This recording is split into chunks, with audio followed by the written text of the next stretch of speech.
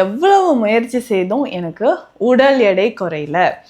அதை தாண்டி தொப்பை மட்டும் இருந்துக்கிட்டே இருக்கு மேம். ஸோ நிறைய பெண்கள் என்கிட்ட சொல்கிற விஷயம் என்னென்னா, மேம் ஓரளவு கண்ட்ரோல் பண்ணி டயட்டில் இருந்து நான் வெயிட் லாஸ் பண்ணிட்டேன், இருந்தாலும் எனக்கு இந்த பெல்லி ஃபேட் மட்டும் குறையல. இங்கே பாருங்களேன், ஸோ அடி வயிற்றில் இவ்வளோ சதை வந்து எனக்கு இருந்துச்சு, எப்படி மேம் நான் ரெடியூஸ் பண்ணுறது அப்படின்னு கேட்டிங்கன்னா, ஸோ உங்களுக்கான பெஸ்ட் ரெமிடிஸ் என்ன, நேச்சுரலாக பெல்லி ஃபேட் எப்படி குறைக்கலான்றத இந்த பெல்லி ஃபேட் அப்படின்ற ஒரு விஷயங்க, ஆண்களுக்கும் சரி பெண்களுக்கும் சரி.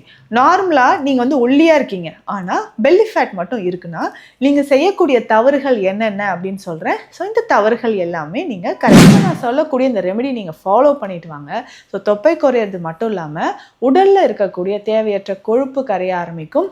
அதே மாதிரி ஃபேட்டி லிவர் இதுவும் உங்களுக்கு குறைய ஆரம்பிக்கும்.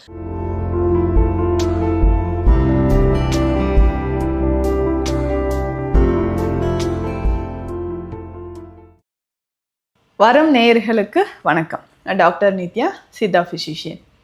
எவ்வளவு முயற்சி செய்தும் எனக்கு உடல் எடை குறையல, அதை தாண்டி தொப்பை மட்டும் இருந்துக்கிட்டே இருக்கு மேம். ஸோ நிறைய பெண்கள் என்கிட்ட சொல்கிற விஷயம் என்னென்னா, மேம் ஓரளவு கண்ட்ரோல் பண்ணி டயட்டில் இருந்து நான் வெயிட் லாஸ் பண்ணிட்டேன், இருந்தாலும் எனக்கு இந்த பெல்லி ஃபேட் மட்டும் குறையல. இங்கே பாருங்களேன், ஸோ அடி வயிற்றில் இவ்வளோ சதை வந்து எனக்கு இருந்துக்கிட்டே இருக்குது. ஸோ ஒரு ட்ரெஸ் நார்மலாக ஒரு சைஸ் எனக்கு ஃபிட்டாக இருக்கும்னு எடுத்தால் எனக்கு வந்து இந்த வெயிஸ்ட் இந்த இடுப்பு பகுதிக்கு மட்டும் எனக்கு சேரவே மாட்டேங்குது. அந்த மாதிரி எனக்கு பெல்லி ஃபேட் ரொம்ப அதிகமாக இருக்குது. இதை எப்படி மேம் நான் ரெடியூஸ் பண்ணுறது அப்படின்னு கேட்டிங்கன்னா, ஸோ உங்களுக்கான பெஸ்ட் ரெமிடிஸ் என்ன, நேச்சுரலாக பெல்லி ஃபேட் எப்படி குறைக்கலான்றத இந்த பதிவில் பார்க்கலாம்.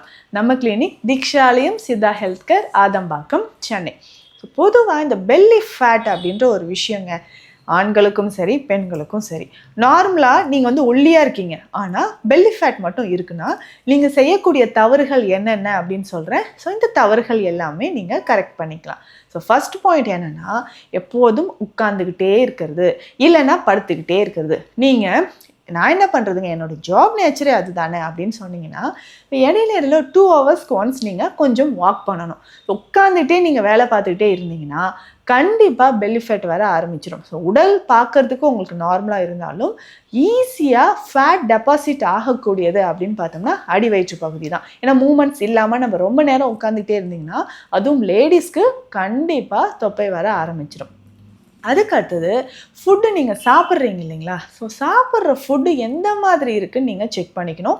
ஸோ பசிச்சு நம்ம சாப்பிட்றோமா, இல்லை காலையில் நம்ம ஏதோ ஒன்று சாப்பிட்டுட்டு வேகமாக ஒர்க்கில் போய் உக்காந்துடுறோம், பசிக்குதோ இல்லையோ திரும்பவும் ஆஃப்டர்நூன் டைமில் நிறைய ஃபுட் வந்து உள்ளே தள்ளிடுறோம், ஈவினிங் ஸ்நாக்ஸு, திரும்ப நைட்டு டின்னர். இதுலேயே வந்து பார்த்தோம்னா நம்ம தேவையில்லாமல் நமக்கு பசியே இல்லைனாலும் ஃப்ரெண்ட்ஸோடு சேர்ந்துட்டு ஏதாவது ஒரு ஃபுட் வந்து உள்ளே தள்ளிக்கிட்டே இருக்கிறோம். இப்போ high calories high fat diet உள்ளே போகும்பொழுது நமக்கு எல்லாமே அது எக்ஸஸாக ஃபேட்டாக தான் கன்வெர்ட் ஆகுது. இன்றைய காலகட்டத்தில் நிறைய பேருக்கு இந்த எல்டிஎல் அப்படின்னு சொல்லக்கூடிய பேட் கொலஸ்ட்ரால் அதிகமாக இருக்குங்க. அதனால் நீங்கள் ரொம்ப கவனமாக இருக்கணும். ஸோ உங்களுடைய லைஃப் ஸ்டைல் இல்லைங்க, என்னோடய ஒர்க் இப்படி தான் அப்படின்னு நீங்கள் தெரிஞ்சதுக்கப்புறம் டெய்லி மார்னிங் ஒரு 30 மினிட்ஸாவது நல்லா ஒர்க் அவுட்ஸ் பண்ணுறது ரொம்ப இம்பார்ட்டன்ட். அதே மாதிரி நீங்கள் எடுக்கக்கூடிய டயட்டில் ரொம்ப ஸ்வீட் இருக்கா அப்படின்றத பார்த்துக்கோங்க. ஸ்வீட்டுன்றது சில விஷயங்கள் தெரியாமலே நமக்கு உள்ளே போய்கிட்டே இருக்கும். அதே மாதிரி தான் சால்ட்டும், ஸ்வீட் சால்ட் இது ரெண்டுமே அதிகமாக சாப்பிட கண்டிப்பாக நம்ம உடலில் தொப்பை வர ஆரம்பிக்குது. அதுக்கப்புறம் பார்த்தோம்னா உடலில் பேட் கொலஸ்ட்ரால் லெவல் இன்க்ரீஸ் ஆக ஆரம்பிச்சிடும், வெயிட் இன்க்ரீஸ் ஆக ஆரம்பிச்சிடும், டாக்ஸின்ஸ் நிறைய சேரும், ஃபேட்டி லிவர்.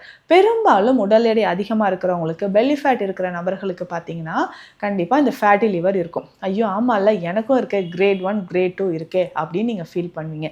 இப்போ நான் சொல்லக்கூடிய இந்த ரெமெடி நீங்கள் ஃபாலோ பண்ணிட்டு வாங்க. ஸோ தொப்பை குறையிறது மட்டும் இல்லாமல் உடலில் இருக்கக்கூடிய தேவையற்ற கொழுப்பு கரைய ஆரம்பிக்கும்.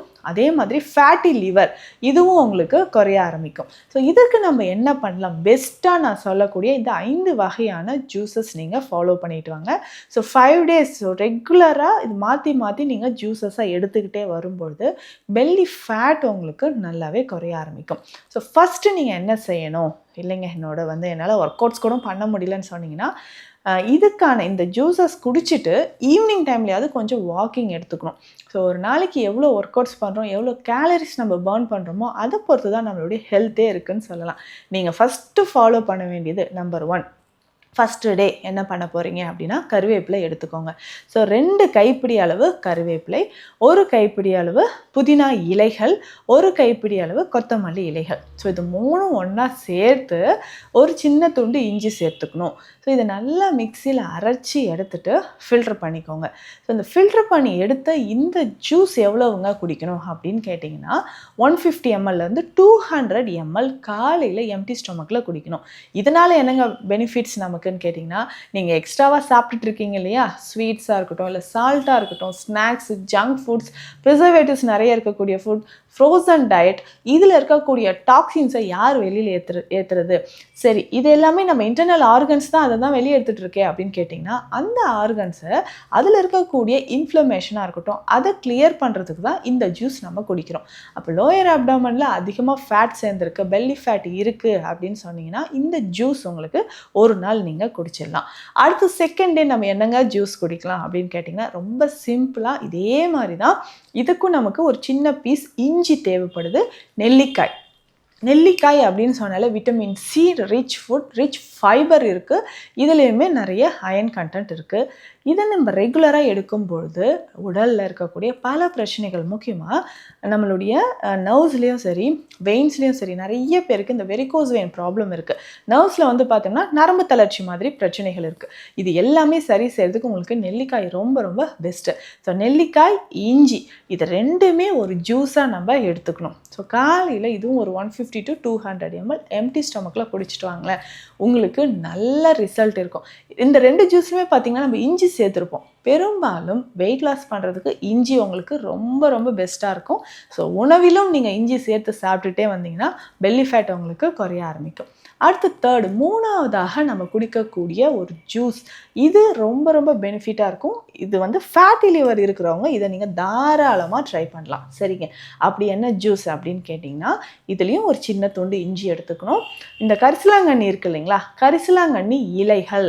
ஸோ இந்த கரிசலாங்கண்ணி இலைகளை ஒரு 2 கைப்பிடி அளவு எடுத்து இதனோட சேர்த்து ஒரு சின்ன துண்டு இஞ்சி, அரை ஸ்பூன் அளவுக்கு மஞ்சள் இதனோட சேர்த்து அரைச்சி ஃபில்டர் பண்ணி குடிச்சிடணும். இதையும் நீங்கள் குடிச்சிட்டு வந்தீங்கன்னா ஃபேட், நமக்கு பெல்லி ஃபேட் குறைய ஆரம்பிக்கும், ஃபேட்டி லிவர் குறையும்.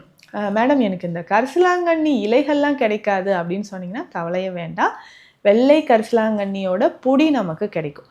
இந்த பொடியை என்ன பண்ணலான்னா ஹாட் வாட்டரில் போட்டு ஒரு 2 to 3 minutes பாயில் பண்ணிக்கோங்க. இது கூடயே கொஞ்சம் ஒரு சின்ன துண்டு இஞ்சி, மஞ்சள் பொடி போட்டு பாயில் பண்ணிக்கோங்க. ஃபில்டர் பண்ணிவிட்டு இதை குடிச்சிக்கலாம். ஸோ இப்படி குடிக்கும் போதும் உங்களுக்கு கண்டிப்பாக வெயிட் லாஸ் ஆக ஆரம்பிக்கும். நிச்சயமாக இதை ட்ரை பண்ணி பாருங்கள். அடுத்ததாக 4th ஜூஸ், 4வதாக நீங்கள் குடிக்கக்கூடிய ஒரு ஜூஸ் என்ன அப்படின்னு பார்த்தோம்னா கேரட் எப்படிங்க வெயிட் லாஸ்க்கு ஹெல்ப் பண்ணும்? கண்டிப்பாக கேரட்டை பொறுத்த வரைக்கும் இது ஒரு பெஸ்ட் பிளட் பியூரிஃபையருங்க. ஸோ கேரட் எவ்வளோ எடுக்கணும் அப்படின்னு பார்த்தீங்கன்னா ஒரு 100 grams அளவு. அப்போது 2 மீடியம் சைஸ் கேரட் நம்ம எடுத்துக்கலாம். சின்ன சின்ன பீசஸாக கட் பண்ணிவிட்டு இதை நம்ம எடுத்து வச்சுக்கணும். இதனோடையும் மறக்காமல் நீங்கள் இஞ்சி, ஒரு சின்ன துண்டு இஞ்சி எடுத்து வச்சுக்கணும். ஸோ இது ரெண்டுமே நம்ம நல்லா அரைச்சி எடுத்துக்கணும். ஸோ இதனோட நம்ம மஞ்சள் பொடி வேணும்னா நீங்கள் சேர்த்துக்கலாம்.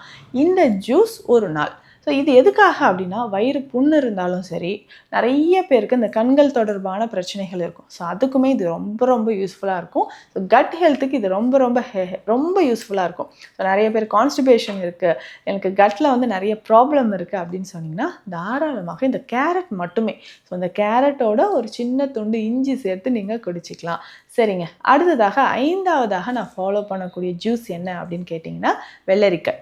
ஸோ இந்த வெள்ளரிக்காயை நான் எதுக்குங்க பயன்படுத்தலாம்? எஸ்பெஷலி நிறைய பேருக்கு உட்காந்துட்டே ஒர்க் பண்ணுறேன், சிஸ்டம் பார்த்துக்கிட்டே இருக்கேன்னு சொன்னிங்கன்னா பாடி ரொம்ப ஹீட் ஆக ஆரம்பிச்சிடும். ஸோ அப்போ நமக்கு வெள்ளரிக்காய் ரொம்ப ரொம்ப யூஸ்ஃபுல்லாக இருக்கும். ஸோ வெள்ளரிக்காயோட அதே மாதிரி ஒரு சின்ன துண்டு இஞ்சி எடுத்துக்க போகிறோம். புதினா இலைகள் ஒரு கைப்பிடி அளவு சேர்த்து நல்லா கிரைண்ட் பண்ணி ஃபில்டர் பண்ணி எடுத்துக்கோங்க. ஸோ இந்த ஜூஸ் நீங்கள் குடிச்சிக்கிட்டே வரும்பொழுது நம்ம பாடியில் இருக்கக்கூடிய அன்வான்ட் டாக்ஸின்ஸ், ஸோ குடல் பகுதியில் இருக்கக்கூடிய கழிவுகள், வயிற்று பகுதியில் இருக்கக்கூடிய கழிவுகள், இது எல்லாமே நமக்கு கொஞ்சம் கொஞ்சமாக வெளியேற ஆரம்பிக்கும். ஸோ இந்த 5 நாள் 5 ஜூஸ் நம்ம ரெகுலராக வாரம் நம்ம குடிச்சிக்கிட்டே வரணும். ஸோ மீதி 2 நாள் என்னங்க பண்ணலாம்? ஒரு வாரத்துக்கு 7 நாள் கேட்டிங்கன்னா இதே ஜூஸ் ஏதாவது ஒன்று நம்ம ரிப்பீட் பண்ணிக்கலாம். இல்லைன்னா நீர் ஆகாரம் குடிக்கலாம். ஸோ பெல்லி ஃபேட் குறைக்கிறதுக்கு நம்ம என்ன ட்ரை பண்ணாலும் முக்கியமாக இந்த ஒரு மெடிசனை கூட சேர்த்து எடுத்துக்கோங்களேன், உங்களுக்கு நல்ல ரிசல்ட் இருக்கும். திரிகடுகு, அதாவது சுக்கு, மிளகு, திப்பிலி இது 3ம் சேர்ந்தது தானே திரிகடுகம். இதனோட சம அளவு மஞ்சள் பொடியும் நீங்கள் சேர்த்து எடுத்துக்கணும். அப்போது சுக்கு, மிளகு, திப்பிலி இதனோட மஞ்சள். திரிகடுகு சூரணம் 100 கிராம், மஞ்சள் பொடி 100 கிராம். இதை நல்லா மிக்ஸ் பண்ணி எடுத்து வச்சிடணும். ஹாட் வாட்டரில் மிக்ஸ் பண்ணி இந்த பொடியை டெய்லி காலையிலையும் இரவும் நம்ம என்ன பண்ணோம், ஃபுட் எடுக்கிறதுக்கு ஒரு 15 நிமிடங்கள் முன்னாடி ரெகுலராக நீங்கள் சாப்பிட்டுட்டு வாங்க. பெல்லி ஃபேட் உங்களுக்கு நல்லாவே குறையும். இன்னொரு விஷயம் மைண்டில் வச்சுக்கோங்க, இவ்வளோவும் ட்ரை பண்ணுறோம், ஓகே இதனுடைய பலன் உங்களுக்கு முழுசாக கிடைக்கும்னா கொஞ்சம் கொஞ்சம் நம்ம ஒர்க் அவுட்ஸ் ரொம்ப முக்கியம். ஸோ சிம்பிளாக வீட்டில் இருந்த மாதிரியே சில யோகா பயிற்சிகள், சிம்பிள் எக்ஸசைஸ் பண்ணலாம். ஸோ இந்த மாதிரிலாம் பண்ணும்போது நிச்சயம் உங்களுக்கு பெல்லி ஃபேட் குறையும். முடிஞ்சால் சைக்கிளிங் நீங்கள் ட்ரை பண்ணி பாருங்கள், பெல்லி ஃபேட் நல்லாவே குறைய ஆரம்பிக்கும். ஸோ இந்த மாதிரி பயனுள்ள மருத்துவ தகவல்களுக்கு நம்ம பேஜை ஃபாலோ பண்ணுங்கள். சித்த மருத்துவம் தொடர்பான மருத்துவ ஆலோசனைகளுக்கு ஸ்க்ரீனில் இருக்கிற நம்பருக்கு கால் பண்ணுங்கள். நன்றி.